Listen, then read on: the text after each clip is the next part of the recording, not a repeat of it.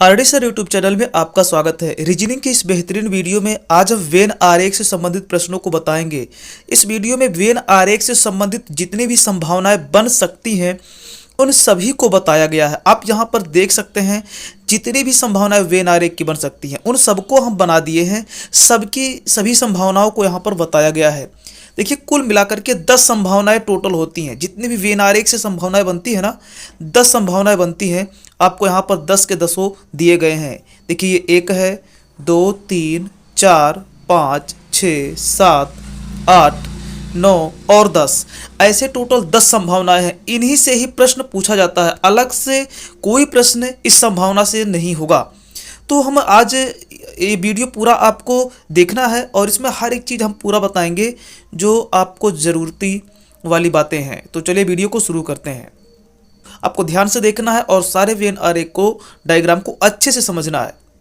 तो सबसे पहला हमारा वेन आरेख ये है और ये वेन आरेख किस प्रश्न के लिए उचित होता है, ये सही कब बनता है, तो इसे हम अभी देखेंगे।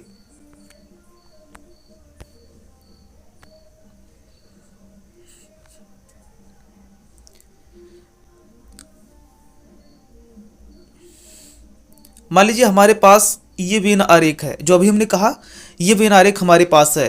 तो ये वेन आरेख किसके लिए उचित होगा? तो जैसे देखिए इन तीनों वृत्तों में आपस में कोई संबंध नहीं है, सबके सब एकदम अलग अलग हैं। तो ऐसा कोई बात कही गई हो, ऐसा कोई संबंध कहा गया हो जिनके बीच आपस में कोई भी संबंध ना मिले, तो उस पर यही वेन आरेख सही होगा।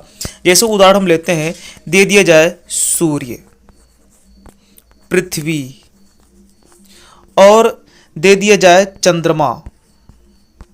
तो अब आप देखिएगा, सूर्य, पृथ्वी, चंद्रमा, इन तीनों में कोई संबंध नहीं है।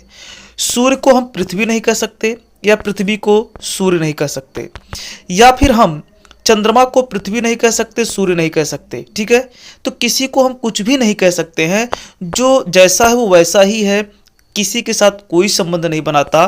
तो इस तरह से जहां भी आपको मिलेगा तो उसका ये वेन आरेख सही होगा, पृथ्वी, सूर्य और चंद्रमा। तो ऐसे बहुत सारे संभावनाएं बनती हैं जिनमें आपस में कोई संभावना नहीं होती है, यानी कि आपस में कोई मिलाप नहीं होता, मेल नहीं होता। तो वो तीनों के तीनों अलग अलग होते हैं। तो इस तरह का वेन आरेख हमारा सही होता है। एक और हम उदाहरण ले लेते हैं। जैसे मान लीजिए दे दिया जाए नदी, तालाब और दे दिया जाए समुद्र। नदी, तालाब और समुद्र। अब आपको सोचना है, नदी तालाब नहीं होता या तालाब समुद्र नहीं होता, आपको पता है, और समुद्र भी नदी नहीं होता। ठीक है, तो समुद्र ना नदी हो सकता है, ना तालाब हो सकता है, और तालाब ना नदी हो सकता है, ना समुद्र हो सकता है। मतलब ये तीनों आपस में कुछ कहे नहीं जा सकते। ये तीनों अलग हैं तो बिल्कुल अलग ही रहेंगे। तो ये वाला वेन आरेख सही पड़ेगा। अब हम दूसरा देख लेते हैं, ये वेन आरेख हमारा कब संबंधित होगा, कब ये वेन आरेख सही बनता है। तो हमारा वेन आरेख वो कुछ इस टाइप से दिया गया था। ठीक है, ये वेन आरेख कब सही होगा, इस पे कौन सा प्रश्न बनता है। तो जैसे दिया गया हो ट्रेन, बस, यात्री, इस तरह से दे दिया जाए ट्रेन, बस, यात्री, तो उस पर यही वेन आरेख सही होगा। कैसे? देखिए, ट्रेन को आप बस से नहीं कह सकते हैं और बस को आप ट्रेन नहीं कह सकते। ठीक है, ये दोनों तो बिल्कुल अलग अलग होंगे। तो इसको आप बस मान सकते हैं और इसको आप ट्रेन मान सकते हैं, क्योंकि इन दोनों का आपस में कोई संबंध नहीं है। लेकिन जो ये यात्री वाला है ना, ये दोनों से संबंधित है। कुछ यात्री ट्रेन में भी होते हैं, कुछ यात्री बस में भी होते हैं। इसलिए जो बीच वाला ये वेन आरेख है ना, ये दोनों को काटेगा, क्योंकि दोनों से संबंधित है। कुछ यात्री बस में हो सकते हैं, कुछ यात्री ट्रेन में हो सकते हैं। तो इस तरह से हमारा ये वेन आरेख सही होगा। इसके बाद हम अपना एक तीसरा देख लेते हैं, ये वेन आरेख सही कब होगा। तो हम उस वेन आरेख को एक बार यहाँ बना देते हैं। ठीक है, ये हमारा कब सही होगा। अब यहाँ पर देखिए तीनों वृत्त एक दूसरे से संबंधित हैं। ठीक है, तो कुछ ऐसा संबंध दिया गया हो जो आपस में संबंधित हो। तो जैसे मान लीजिए दिया गया हो कवि, कवि दे दिया गया हो, और अभियंता दिया हो, एक दे दिया गया हो शिक्षक। ठीक है, शिक्षा दे दिया गया, मान लीजिए एक शिक्षा दे दिया गया है। अब यहाँ पर देखिएगा, ये तीनों आपस में संबंधित है। जैसे कवि को पकड़ लीजिए, तो कवि है, तो अगर ये हम ये वेन आरेख यानी वे ये वाला हमारा जो वृत्त है ये वाला, अगर इसको हम कवि माने तो यह कवि अभियंता भी हो सकता। अभियंता का क्या मतलब है? इंजीनियर। अब इंजीनियर का मतलब आप जानते हैं, देखिए ये कोई पर्सनल व्यवसाय नहीं है, ठीक है, ये सब के सब कोई पर्सनल व्यवसाय नहीं है, निजी नहीं रहता है कि नहीं आप अगर कवि हैं तो आप अभियंता नहीं हो सकते हैं या आप शिक्षक नहीं हो सकते हैं। हो सकते हैं, ये सब आप हो सकते हैं। आप कवि भी हो सकते हैं, अभियंता भी हो सकते हैं और एक शिक्षक भी हो सकते हैं। कैसे? जैसे मान लीजिए आप एक कवि हैं और एक कवि का ये वेन आरेख हमने बताया है, तो आप किसी को अपना कला सिखा सकते हैं कि नहीं सिखा सकते, तो आप एक शिक्षक भी बन गए हैं, ठीक है।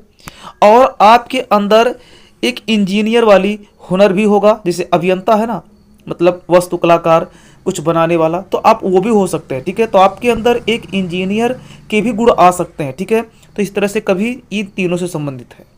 तो हमारा ये वेन आरेख सही होगा, जो कि ये तीनों के तीनों आपस में संबंधित है। एक शिक्षक है, क्या वो कवि नहीं हो सकता या इंजीनियर नहीं हो सकता?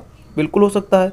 या एक इंजीनियर वो कवि भी हो सकता है और अपना ज्ञान किसी को देगा तो वो शिक्षक भी हो जाएगा। तो इस तरह से हमारा ये वेन आरेख सही होगा।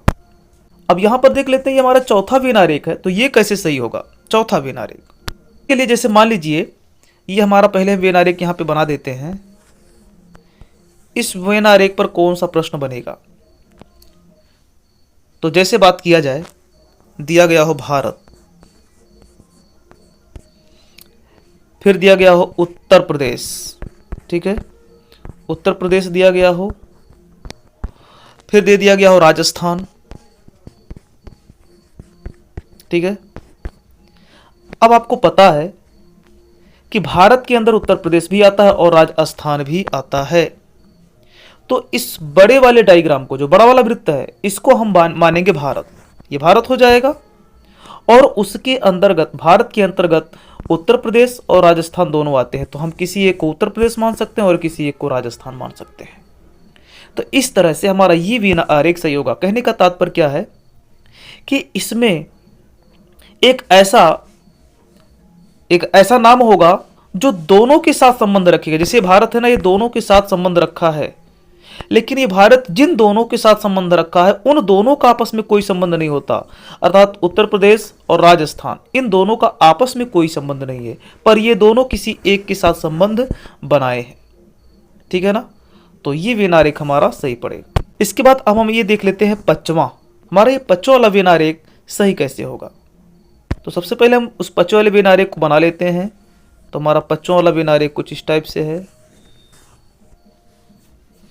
जैसे दिया गया हो माता, महिला,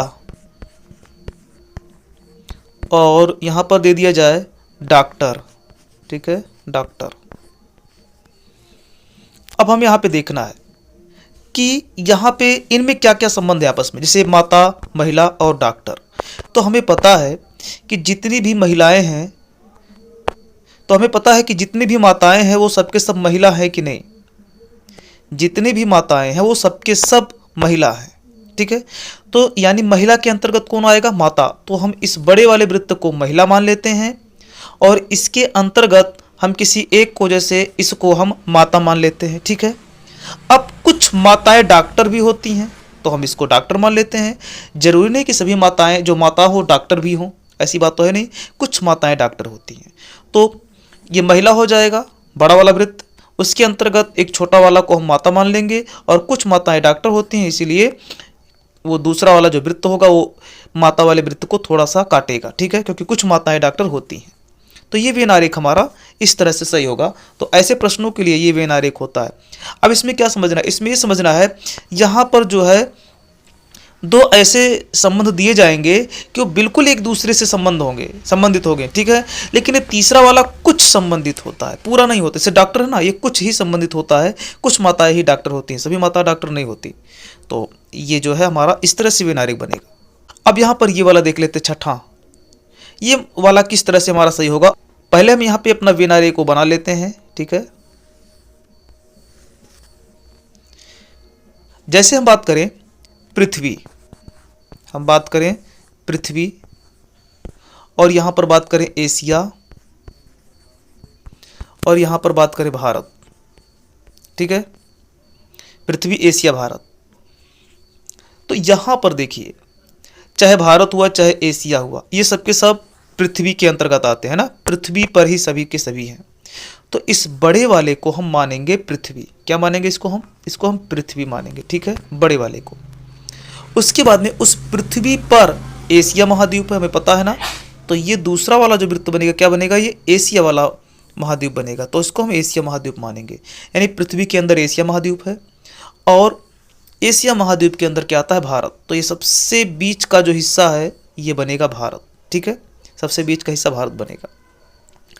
तो इस तरह से हमारा ये वाला वेन आरेख सही पड़ता है। तो देखिए किस तरह के संबंध दिए जाएंगे। यहाँ पर जो तीनों शब्द होगा उनमें से सबसे एक ऐसा संबंध रखेगा जो कि बाकी दोनों के एकदम अंतर्गत आएगा। जैसे भारत है तो ये एशिया में है और एशिया किस में है, पृथ्वी में, ठीक है, यानी पृथ्वी के ऊपर है।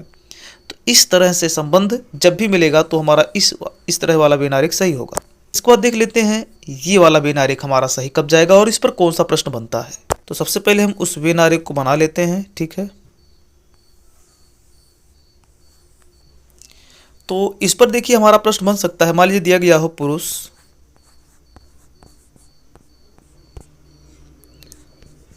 पिता और शिशु, ठीक है, मान लीजिए ये दिया गया है। तो हमें पता है कि प्रत्येक पिता एक पुरुष है कि नहीं, पक्का है, प्रत्येक पिता एक पुरुष होता है। तो ये जो बाहर वाला ये वृत्त है इसको हम बना देंगे पुरुष। ये क्या बनेगा, ये पुरुष बन जाएगा, ठीक है, इसको हम पुरुष मान लेते हैं। और हर एक पिता पुरुष होता है, तो इस पुरुष के अंतर्गत क्या आ जाएगा, पिता। तो ये हमारा जो वृत्त है पिता हो जाएगा। अब ये शिशु की बात हो रही है, तो देखिए शिशु क्या होता है, शिशु भी एक पुरुष होता है ना, शिशु एक पुरुष होता है, जरूरी नहीं कि शिशु पिता हो जाए। इसीलिए ये जो वृत्त है ये केवल पुरुष वाले को ही काटेगा, पिता वाले को नहीं काटेगा, ठीक है। ऐसा नहीं है कि जो शिशु है वो शिशु पुरुष पिता हो जाए, ठीक है, लेकिन पुरुष जरूर होगा, जो शिशु है वह पुरुष जरूर होगा। देखिए एक छोटा सा जो बच्चा है, बच्ची नहीं है, बच्ची की बात नहीं की जा रही है, एक शिशु है, एक बच्चा है। तो बच्चा भले छोटा है पर आप उसको पुरुष ही तो कहेंगे, क्योंकि पुरुष ये तो एक लिंग पहचान है, स्त्री और पुरुष दो ही होते हैं। तो शिशु जो बच्चा है वो क्या है, एक पुरुष हो सकता है, ठीक है, छोटा सा बच्चा। तो इस तरह से हमारा ये वेन आरेख सही होता है। इसके बाद देख लेते हैं ये हमारा जो है वेन आरेख, 8वां वेन आरेख पे कौन सा प्रश्न बनता है और ये वेन आरेख हमारा कब सही होता है। तो सबसे पहले हम उस वेन आरेख को यहाँ पर बना लेते हैं। तो जैसे दिया हो पिता, पुरुष और वकील, ठीक है, पिता, पुरुष, वकील। अब देखिए प्रत्येक पिता एक पुरुष होगा, तो हम इसको क्या मानेंगे, पुरुष। और इस वाले वेन आरेख को यानी इस वाले वृत्त को क्या मान लेंगे, इस वाले वृत्त को हम मानेंगे पिता, ठीक है, ये पिता हो जाएगा। और ये बाहर वाला जो है क्या बन जाएगा, पुरुष, क्योंकि प्रत्येक पिता एक पुरुष होता है, इसलिए पुरुष के अंतर्गत आ जाएगा पिता। अब ये वकील जो है, आप जानते हैं कि वकील एक पिता भी हो सकता है, एक पुरुष भी हो सकता है, लेकिन ये जरूरी नहीं है कि जो पिता हो वह वकील ही हो या जो पुरुष हो वो भी वकील हो। इसलिए कुछ ही पिता और कुछ ही पुरुष वकील होते हैं। तो ये वाला हमारा वृत्त एक वकील का हो जाएगा, ठीक है ना। तो जब भी दोनों यानी दो ऐसे एक संबंध हों कि ये कुछ संबंध तीसरे के साथ भी बनाते हों, तो इस तरह से हमारा वेन आरेख सही होता है। इसके बाद अब ये देख लेते हैं 9वां, हमारा ये 9वां कब सही होगा और कैसे सही होगा, इस पर कौन सा प्रश्न बनता है। हमारे पास कुछ इस टाइप का वेन आरेख है, तो कैसे संबंधित है। तो जैसे दिया गया हो स्त्री, माता, पिता, ठीक है, स्त्री, माता, पिता। तो देखिए प्रत्येक माता एक स्त्री होती है कि नहीं, पक्का होती है। तो इसलिए ये जो बाहर वाला वृत्त है इस बाहर वाले वृत्त को हम बना देंगे स्त्री, इसको हम स्त्री मानेंगे। और हर एक स्त्री, हर एक माता एक स्त्री होती है, इसलिए माता स्त्री के अंतर्गत आ जाएगा। लेकिन पिता इन दोनों से संबंधित नहीं है, ना माता होता है ना स्त्री होता है, तो इसलिए बिल्कुल अलग होगा। यानी इसमें केवल दो ही संबंध ऐसे होते हैं जो आपस में संबंधित होते हैं, एक तीसरा संबंध वो बिल्कुल अलग होता है। तो ये वेन आरेख हमारा सही होता है। इसके बाद हम देख लेते हैं 10वां, ये हमारा कब सही होगा। तो सबसे पहले उस वेन आरेख को हम यहाँ पर बना लेते हैं, ठीक है, इस तरह से। तो यहाँ पर कुछ प्रश्न जब इस तरह से होगा, जैसे मान लीजिए दिया गया हो पिता डॉक्टर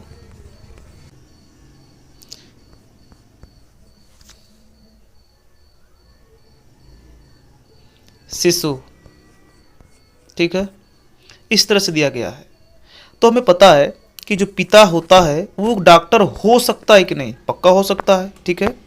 एक पिता, जरूरी नहीं है कि सभी पिता डॉक्टर हों, पर कुछ पिता जो होता है वो डॉक्टर होता है, इसलिए इसमें से हम एक को मान लेंगे पिता। और चूंकि कुछ पिता डॉक्टर होते हैं तो ये वाला हमारा डॉक्टर का वृत्त हो जाएगा। कुछ पिता ही डॉक्टर होते हैं, सभी पिता जरूर नहीं कि सभी पिता हों, यानी जो पिता है वो पक्का डॉक्टर ही होंगे, कुछ पिता डॉक्टर हो जाते हैं, तो इस तरह से हो जाएगा। और ये शिशु है, ये ना पिता ही होता है शिशु, अभी छोटा सा बच्चा है, और ये ना ही तो डॉक्टर ही होता है, तो इस तरह से बिल्कुल हो जाएगा अलग, क्योंकि ये शिशु है, अभी ये ना पिता है ना डॉक्टर। तो इस तरह से हमारा ये वेन आरेख सही होगा। मतलब इसमें क्या है कि इसमें दो ऐसे संबंध दिए जाएंगे जो आपस में कुछ संबंधित होंगे, और तीसरा तो बिल्कुल ही संबंधित नहीं होगा। तो हमें आशा है इसमें जितनी भी जानकारी आपको दी गई है, सारी जानकारी आपको अच्छे से समझ में आए होंगे। अगर कोई समस्या है तो आप कमेंट में पूछ सकते हैं। वीडियो देखने के लिए धन्यवाद।